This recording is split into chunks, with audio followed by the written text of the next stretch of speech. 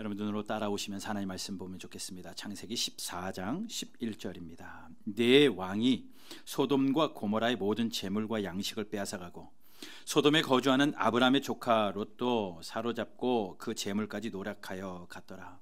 도망한 자가 와서 히브리 사람 아브라함에게 알리니 그때에 아브라함이 아모리 족속 마므레의 상수리 숲을 근처에 거주하였더라. 마므레는 에수골의 형제요 또 아넬의 형제라. 이들은 아브라함과 동맹한 사람들이더라. 아브라함이 그의 조카가 사로잡혔음을 듣고 집에서 길리고 훈련된 자 318명을 거느리고 단까지 쫓아가서 그와 그의 가신들이 나뉘어 밤에 그들을 쳐 부수고 다메섹 왼편 호박까지 쫓아가 모든 빼앗겼던 재물과 자기의 조카 롯과 그의 재물과 또 부녀와 친척을 다 찾아왔더라. 아멘. 창세기 말씀을 읽어가면서 아브라함의 이야기를 계속하고 있습니다. 하나님이 아브라함을 부르셨죠. 아브라함이 하나님의 부르심에 순종해서 갈 바를 알지 못하고 그 길을 갔습니다. 지난주에 말씀드렸습니다.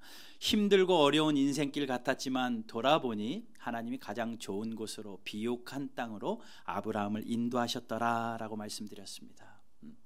애굽에도 갔어요. 실수도 했습니다. 그러나 하나님께서 기가 막힌 건지심으로 그가 다시 가나안으로 돌아오게 됩니다. 돌아와 보니 부요해졌어요. 함께했던 조카 롯도 부요해졌습니다. 그래서 어떤 일이 벌어져요? 서로 다툼이 일어납니다.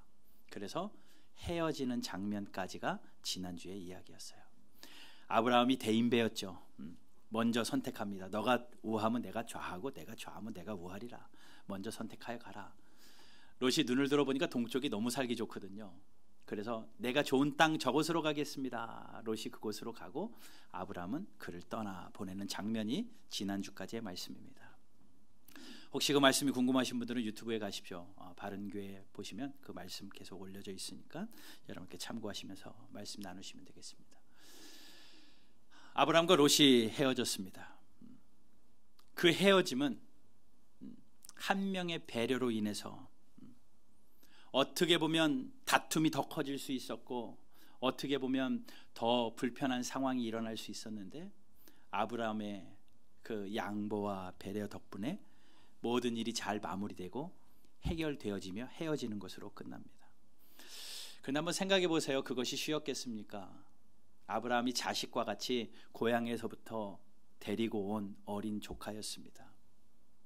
자식 없는 아브라함이 자식처럼 데리고 다녔던 자고, 롯은 아버지 잃은 롯이 아브라함을 아버지처럼 여겨서 여기까지 왔는데 서로 재산이 증식되자 다툼이 일어나서 헤어져야 한다는 것 정말 쉽지 않습니다. 아마 아브라함은 떠나는 롯의 뒷모습을 보면서 참 많은 생각을 했을 것 같아요. 후회도 있었을지도 모르겠습니다. 저러지 않았으면 좋았을 텐데 라는 아쉬움도 있었을 것 같아요. 많은 오만 가지 생각이 그의 머리를 사로잡았겠지만 그것을 다 뒤로 하고 헤어집니다. 아마도 롯은요, 자기가 좋은 곳을 선택해서 갔기 때문에 아브라함 생각보다는 가서 살 생각에 그곳으로 갔을 것 같아요. 근데 아브라함은 어땠을까요? 모든 것을 다 양보하고 그를 떠나보내면서 그 뒷모습을 보면서 참 많이 서운하고 외로웠을 것이 분명합니다. 아브라함이 롯을 떠나보내고 홀로 외로움에 있을 때에, 혼자 외로움 가운데 있을 때에 항상 찾아오셨던 분이 계시죠. 하나님이 그 아브라함에게 찾아가셔요. 오늘 본문 앞부분에 창세기 13장 14절을 한번 보십시오. 바로 전장입니다. 13장 14절 보면 롯이 아브라함을 떠난 후에, 자, 아브라함의 마음을 아시겠죠? 외로워요. 고독해요. 뭔가 씁쓸합니다. 후회도 있습니다. 잘했다 하면서도 마음 한켠으로 허전합니다. 그때에 여호와께서 아브라함에게 이르시되, 하나님이 나타나셔서 말씀합니다. 뭐라고요? 너는 눈을 들어 너 있는 곳에서 북쪽과 남쪽 그리고 동쪽과 서쪽을 바라봐라. 동서남북을 바라보라라고 말씀합니다. 아브라함이 하나님의 명령에 순종하여서 눈을 들어 동서남북을 바라봅니다. 하나님이 이어지는 약속을 하시죠. 보이는 땅을 내가 너와 내 자손에게 주리니 영원까지 이르리라. 외로움 가운데 그 조카를 떠나보내고 힘든 가운데 있는 그 상황에 하나님이 아브라함에게 찾아가셔서 네가 좌우를 보아라, 앞뒤 좌우를 보거라. 이 땅을 내가 너와 내 자손에게 주고 영원에 이르게 하시겠다. 여호와의 말씀이라. 이 든든한 하나님의 말씀을 주십니다. 그러면서 16절에 내가 내 자손을 땅의 티끌같이 하리니 사람이 땅의 티끌을 능히 셀 수 있을진데 내 자손도 쇠리라. 너는 일어나 그 땅을 종과 횡으로 두루 다녀보라. 내가 그것을 내게 주리라. 좌우 종횡으로 다녀보라. 내가 밟는 이 모든 땅을 내가 너에게 주리라. 하나님이 이 놀라운 약속을 하셔요. 모든 것을 양보하고 모든 것을 다 잃어버린 것 같고 허전함 가운데 있는 그에게 하나님이 찾아오셔서 놀라운 약속으로 아브라함을 위로하십니다. 이게 얼마나 위로가 됐겠어요. 이렇게 위로받았던 아브라함이 13장 맨 마지막 절에서는 하나님 앞에 감사로 제사로 예배합니다. 그리고 14장에 이야기 전환이 일어나요. 뜬금없이 다른 이야기가 시작되어지는데 전쟁 이야기입니다. 인류의 역사는 전쟁사라고 하잖아요. 살아가는 인간의 역사 가운데 수많은 전쟁의 이야기가 있습니다. 성경에도 많은 전쟁의 이야기를 소개하고 있지만 오늘 창세기 14장에 나온 전쟁 이야기가 성경에 나오는 최초의 전쟁 이야기예요. 간략하게 말씀드릴게요. 1절부터 쭉 읽어보면 처음 보는 이름들, 지명들 나와가지고 헷갈리는데 전쟁의 이야기는 딱 이겁니다. 북쪽에 큰 강대국 네 나라가 있었습니다. 강대국 그 네 나라가 연합군을 형성해가지고 자기네들이 동맹군으로 그 강대국이 남쪽에 있는 나라들을 쳐들어와요. 그래서 남쪽에 있는 나라들을 다 점령합니다. 점령해서 자 9절 보세요. 9절 엘람 왕, 오늘 본문의 바로 앞에 보게 되면 9절에 보게 되면 4절 보시면 이들이 12년 동안, 이들은요 남쪽에 있었던 종족들이에요. 전쟁에서 패배한 이 종족들이 북쪽에 있는 네 나라의 동맹 왕에 대표되는 그돌라 오멜, 그와 함께한 왕들에게 12년 동안 조공을 바치는 약속을 합니다. 조공을 바치는 약속을 하고 12년 동안 조공을 바쳐요. 그러니 북쪽에 있는 동맹군이 남쪽을 점령하고 남쪽에 있는 나라들로부터 계속해서 조공을 받습니다. 그게 기뻐서 주는 거겠습니까? 전쟁에서 졌으니까 어쩔 수 없이 바쳤겠죠. 그런데 바치는 사람, 바치는 나라 입장에서는 언제든지 이 지긋지긋한 환경을 뛰어넘어보자 라고 계획했을 것 같아요. 그래서 12년 동안 살다 못하겠는지 13년째에 뭐라고 말합니까? 배반했다. 4절 보게 되면 이들이 12년 동안 그들라오멜을 섬기다가 제 13년 만에 배반한지라. 13년 만에 이제는 우리가 안 줘도 될 만하다. 뭔가 배짱이 생겼는지 조공 바치는 것을 멈춥니다. 주지 않겠다. 그러니 조공을 잘 바치다가 바치지 않자 위에 있는 강대국 동맹국 네 나라가 다시 연합해가지고 이것들 안 되겠네 하고 14년째에 다시 침공하는 거예요. 남쪽으로요. 남쪽으로 침공하는데 그게 이제 오늘 본문 11절 이야기입니다. 11절에 네 왕이 뭔 줄 아시겠죠? 위에 있는 북쪽의 강대국 네 나라예요. 그 네 나라의 왕들이 이제 남쪽으로 쳐들어옵니다. 지도 한번 보여주세요. 지도 보면 밑에 부분에 크게 보이죠. 크게 빨간 거 5개 보이시죠? 소돔, 더 크게 안 돼요? 소돔, 고모라, 벨라, 아드마, 스보임, 이 5나라입니다. 위에 북쪽에 있는 네 나라가 이 5나라를 쳐들어와요. 쳐들어와 가지고 정복해서 그들을 싹 노략해 갑니다. 11절이에요. 내 왕이 소돔과 고모라와 그 외에 5나라인데 전부 다 재물과 양식을 빼앗아 갑니다. 그런데 아브라함과 헤어졌던 롯이 어디로 갔어요? 소돔과 고모라 땅, 보기 좋았던 동편의 땅을 선택해 가서 그곳에 살고 있었잖아요.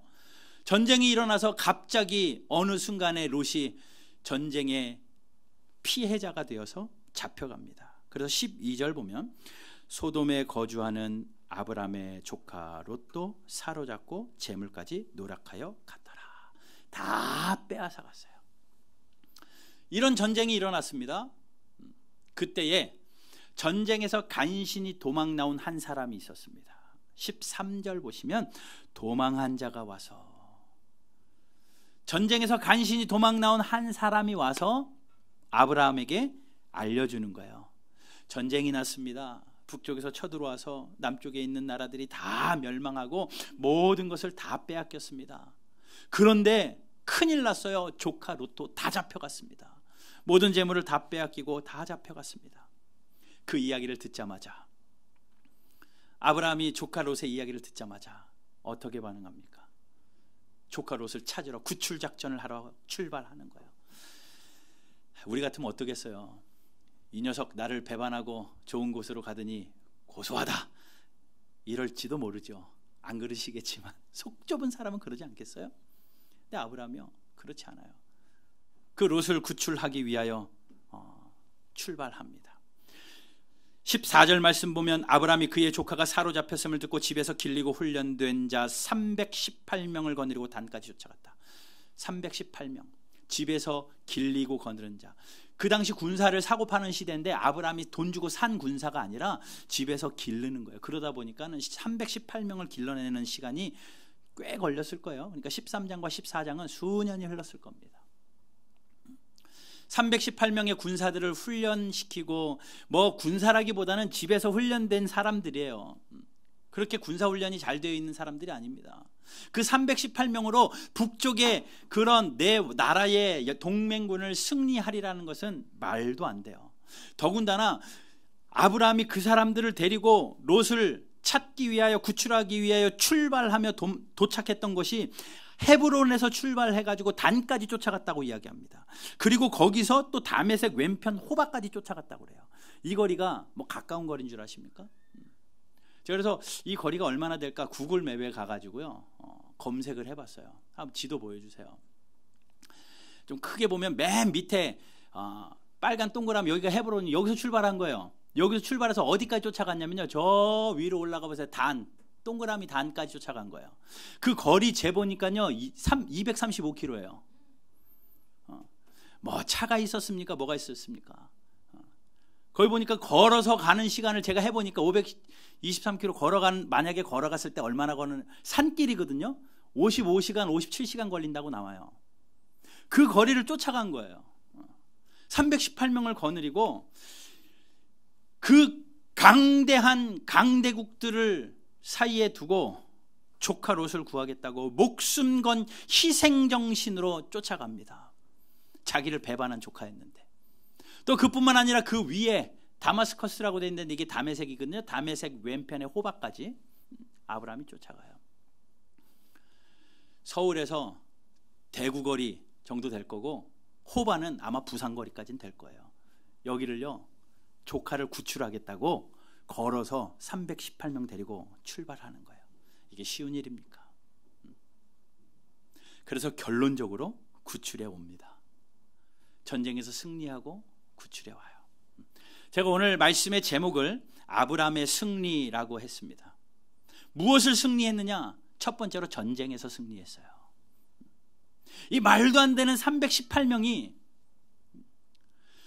북쪽의 동맹군과 싸워서 뭐 놀라운 지략도 있었고 계략도 있었겠지만 잘 훈련된 그들이 승리하는, 이 승리의 원동력에는요 몇 가지가 있었어요. 첫 번째는요, 가장 중요한 것은 하나님이 그들의 승리의 보증이 되어 주셨습니다. 하나님의 능력이 전쟁에서 승리케 하셨죠. 고린도서 10장 4절 말씀 보면 우리의 싸우는 무기는 육신에 속한 것이 아니요 오직 어떠한 견고한 진도 무너뜨리는 하나님의 능력이니라. 하나님의 능력이 모든 진을 무너뜨리는데, 이 아브라함은요 이 하나님의 능력만 믿고 318명 데리고 간 거예요. 계란으로 바위치기 같은 싸움이지만 그 318명과 함께 하나님의 능력 믿고, 하나님 뭐라고 하셨는데요? 네가 눈으로 보아라, 내가 이 땅을 너에게 주리라. 이 종과 횡을 다 두루 다녀보라, 내가 밟은 이 땅을 주리라. 하나님 이 땅 나에게 주신다고 하셨으니 내가 가서 전쟁하면 승리하는 거 맞지요? 라고 그 믿음 가지고 갑니다. 그러니까 아브라함의 이 전쟁의 승리는요, 하나님이 주신 그 약속, 하나님의 능력 때문에 승리했고, 또 한 가지는 아브라함의 그 믿음에 대한 행동입니다. 용기 있는 행동이에요. 네, 하나님 나에게 약속하셨습니다. 하나님은 한 번도 약속을 어기신 적 없고, 하나님은 언제나 신실하신 하나님이셨기 때문에 하나님 어제까지 이기게 하셨고, 애굽에서 나를 살리시고 나를 건지시고 지금까지 오지 하신 하나님, 분명히 이 전쟁, 말도 안 되는 전쟁에서도 승리하리로 믿습니다. 믿고 아브라함은 출발한 거예요. 그런데 혼자 간들 되겠습니까? 자기가 할 수 있는 최선을 다합니다. 318명을 모아요.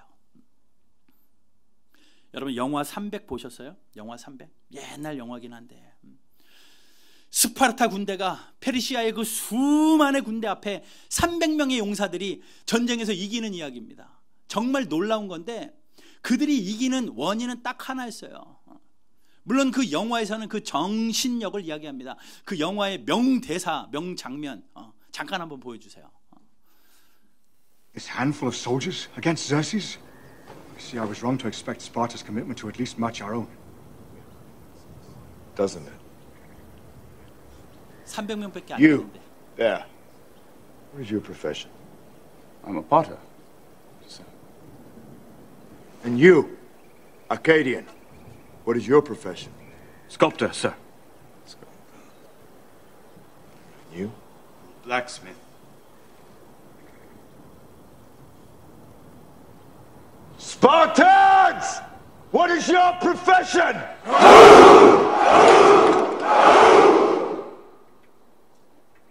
네, 됐습니다. 수많은 군대 앞에서 너의 직업이 뭐냐? 저는 도공입니다. 너 직업은 뭐냐? 조각가고 대장장입니다. 상대는 자신들의 직업을 가지고 전쟁을 위해 착출되어서 수만 명이 모여 있지만, 그 300명의 군사들은 스파르탄 직업이 뭐냐라고 했더니 그들이 우우 하면서 웅성웅성하게 그 용기를 드러내 용맹하게 길려진 300명의 그 패기가 전쟁에 승리할 수 있었던 비결인 거죠. 아마도 아브라함의 318명이 이러한 정신 상태가 아니었을까. 아브라함의 믿음과 하나님을 향한 용기 있는 결단이 승리하게 되었지만, 그와 함께한 잘 길러지고 훈련된 자들로 인하여서 또 승리한 겁니다. 근데 결정적으로 또 한 가지의 원인이 있는데, 그건 뭐냐면 13절에 나온 도망한 자예요. 도망한 자. 이름도 기록되어 있지 않습니다. 사실 이 도망한 자가 도망해서 아브라함에게 큰일 났어요, 조카 롯이 잡혀갔어요, 안 알려줬더라면 아브라함이 출발도 못하죠. 잡혀갔는지도 모르죠. 뭐 인터넷이 있어요, 무슨 소식통이 있어요, 잡혀갔는지 뭐 하는지도 몰라요. 이 도망한 자가 있습니다. 그러고 보니 이 전쟁에서 승리할 수 있었던 많은 요건들을 잘 조합해보면, 하나님의 일하심이 기본이지만 거기에 하나님의 일하심을 믿는 믿음 있는 아브라함의 행동이 있었고, 아브라함과 동역하며 그 정신력으로 무장한 318명의 길러진 훈련된 군사들이 있었고, 이름도 알 수 없지만 아브라함의 그 소식을 전해준 그 기쁜 발걸음으로, 뭐 슬프긴 하지만 아브라함에게 그 소식을 전해준 도망한 한 사람의 역할들이 모여서 전쟁에 승리하게 된 거예요. 예, 여러분, 지금의 우리의 상황도 똑같습니다. 지금의 상황이 물론 나라 간의 전쟁도 있을 수 있고 여러 가지 이러한 전쟁이 있을 수 있지만, 영적인 전쟁이 일어나고 얼마나 수많은 전쟁들이 우리 주변에 일어나고 있습니까? 이 모든 것을 승리할 수 있는 비결은 하나님의 살아계심을 믿는 것이고, 하나님이 나와 함께 하시고 견고한 진도 파할 수 있는 것은 하나님의 능력인 것을 믿고, 하나님이 나에게 주신 약속 붙들고 하나님 앞에서 믿음 있는 행동을 하는 것이며, 또 교회가 이 세상에서 승리할 수 있는 비결은 교회를 통하여 잘 길러진 하나님의 백성들이 용기 있게 세상을 향하여 싸우는 것이며, 또 어떤 사람은 도망자와 같이 그 소식을 전하는 사람도 있어야 돼요. 여러분, 우리가 세상을 향하여 전쟁은 아니지만 세상에 예수 그리스도의 복음을 증거해내는 교회로서의 사명을 감당할 때에 하나님의 능력도 있지요. 하나님의 일하심도 있지요. 그러나 교회가 해야 할 일이 있습니다. 약속 믿고 움직이는 믿음의 결단도 우리에게 있어야 되고, 교회가 하나님의 말씀으로 잘 길러지는 318명과 같은 훈련된 제자들이 양육되어야 하며, 어떨 때는 한 사람이 되어서 도망자가 되어서 예수님 다시 오십니다, 주 예수를 믿으십시오라고 전하는 한 사람이 필요한 때가 바로 이때라는 거예요. 여러분, 이렇게 복음 전하고 또 능력으로 승리하는 여러분 되시기를 주님의 이름으로 축복합니다. 우리나라가 얼마나 기독교 강대국이 됐습니까? 세계에서 두 번째로 많은 선교사를 파송하는 나라가 됐습니다. 세계 100대 교회에 수많은 교회 이름들이 우리나라 교회의 이름이 들려져 있고, 전 세계에서 가장 많은 성도수 1등이 우리나라고, 예배당 크기만 해도 10대 10대 교회 중에 5개가 우리나라가 들어가 있고, 어마어마한 거예요. 이런 강대국인데, 얼마 전에 2020년 올해입니다. 사우스 컨벤션 SBC, 미국 침례교 총회에서 IMB International Missional Board, 선교 전략하는 그런 기관에서 이런 결정을 내렸어요. 미국의 선교를 주도하는 그러한 기관인데, IMB라는 그 기관인데, 그러니까 선교사를 파송하고 어느 종족들을 섬기고 어느 나라의 선교사를 얼마나 파송해서 전 민족이 죽게 돌아오도록 하는 그런 전략 기구입니다. 굉장히 중요하고 굉장히 영향력 있는 기구인데, 2020년에 놀라운 일이 벌어졌어요. 대한민국이 선교사 파송국가로 다시 들어갔습니다. 2020년에. 왜냐하면 미전도 종족이라는 것은요, 2% 3%대 미만이 미전도 종족입니다. 전체 인구의 2% 3% 미만이 미전도 종족인데, 그들이 연구 조사 결과 대한민국 10대 어린이들, 초중고 학생들이 1%래요. 예수 믿는 수치가. 어른들은 수만 명이 모여서 전 세계에서 가장 큰 교회를 이뤄냈는데 자녀들은 다 떠나버렸습니다. 1%가 안 돼. 그래서 2020년에 IMB에서 인터내셔널 미션 보드에서 다시 대한민국을 선교 국가로 지정하고 선교사를 파송했어요. 다음 세대를 세우는 선교사를 다시 파송했어요. 말이나 됩니까? 이 소식을 들으면서 와, 전쟁이구나, 그런 생각이 듭니다. 우리가 이런 소식을 들으면 도망자처럼 도망가서 복음을 전해야 될 것이고, 또 교회는 그들을 불러다가 잘 훈련된 318명의 군사들을 길러내야 할 것이며, 하나님을 믿고 믿음의 행동으로 이 험한 세상에서 하나님 나라를 이루는 승리의 군사들이 저와 여러분들이 되고 우리 바른교회가 되기를 주님의 이름으로 축복합니다. 시간이 많이 갔지만 짧게 두 가지만 더 말씀드릴게요. 아브라함이 승리한 게 뭐냐? 첫 번째는 전쟁에서 승리했어요. 이런 요건들로. 성경에 나온 팩트 그대로입니다. 그러나 두 가지 승리가 더 있어요. 이 전쟁에서 승리하기 전에 아브라함이 승리했던 또 한 가지 승리는 뭐냐면 자신과의 싸움에서 승리한 겁니다. 전쟁에서 승리하기 전에 아브라함은 나와의 싸움에서 승리했습니다. 아브라함이 그 소식을 듣습니다. 바로 행동합니다. 물론 가족이고 자식 같기 때문에 즉각적인 행동이 나올 수 있었지만, 그 당시에 그 군사들과 아브라함이 싸운다라는 것은 어림도 없는 전쟁이었기 때문에 망설여졌을 것이 분명하고, 또 롯이 누굽니까? 아브라함을 배신하고 떠난 사람 아닙니까? 좋은 곳 찾아가겠다고 삼촌 버리고 훌훌 떠난 사람 아닙니까? 아브라함의 입장에서는 괘씸할 수 있고, 이런 소식을 듣는 순간 그럴 줄 알았다 반응할 수 있지만, 아마도 그런 갈등들이 그 안에 있을 수도 있었겠지만, 그는 인간적인 생각을 앞세우지 않고 자신과의 갈등의 싸움이 일어났을 거예요. 이걸 해 말어. 내가 한 번 더 품어 말어. 여러 가지 마음이 그 안에서 싸움이 있었을 거예요. 여러분, 제일 어려운 싸움은 자신과의 싸움이라고 하잖아요. 자동차도 운전해서 내 맘대로 갈 수 있지만 내 몸 내 맘대로 되던가요? 내 생각 내 뜻대로 되던가요? 내 계획 내 맘대로 모든 것이 이루어지는가요? 화내지 않고 살면 좋겠는데 그게 잘 안 돼서 화가 납니다. 덕스럽지 못한 말 안 하려고 하는데 그게 잘 안 돼서 함부로 말하고 후회하는 일들이 우리에게 늘 있습니다. 그게 잘 안 돼요. 그래서 후회하며 사는 게 우리는 인생 같아요. 내 맘대로 되지 않아서. 사도 바울은 본인을 그렇게 이야기합니다. 로마서 7장 15절에 말씀 보세요. 내가 행하는 것을 내가 알지 못하노니 내가 원하는 것은 행하지 아니하고 도리어 미워하는 것을 행함이라. 사도 바울이 이야기하는 겁니다. 내가 행하는 것을 내가 모르게 돼. 나는 이거 하고 싶은데 도리어 싫은 것들을 자꾸 행하게 돼요. 이거 하면 안 되는데 나도 모르게 또 그 일을 하고 있습니다. 내 맘대로 되지 않는 거예요. 또 19절에서는 이렇게 이야기합니다. 내가 원하는 바 선은 행하지 않고 도리어 원하지 않는 바 악을 행하는도다. 내 마음에 선을 행하고 싶은데 그것은 잘 안 되고 자꾸 악을 행하고 있는 거예요. 그래서 사도 바울이 24절에 이렇게 이야기합니다. 자기 마음대로 되지 않는 자기 몸을 보면서 자기와의 싸움을 하면서 이렇게 이야기합니다. 오호라 나는 곤고한 사람이로다. 이 사망의 몸에서 누가 나를 건져내 주십니까?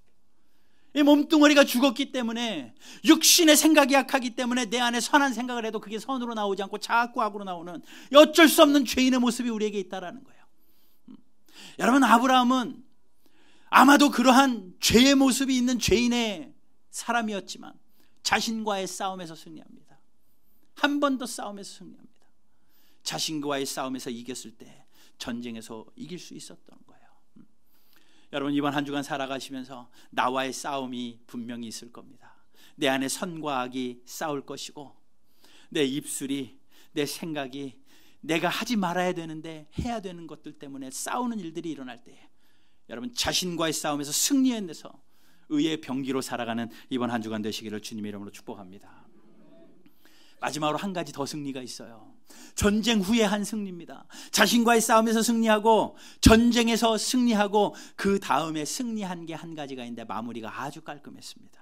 오늘 읽지 않았지만 17절 이후에 보게 되면 전쟁에서 승리하고 돌아올 때 소돔 왕이 신나서 달려옵니다. 아브라함을 맞으러 와요. 전쟁에서 패한 소돔 왕이 자기는 졌는데 아브라함이 318명 데리고 가서 모든 것을 되찾아왔거든요. 잡혀갔던 사람들 다 데리고 오고 재물도 다시 다 뺏어가지고 전쟁에서 승리해서 들어오고 있으니 소돔 왕이 신나서 나가서 이야기합니다.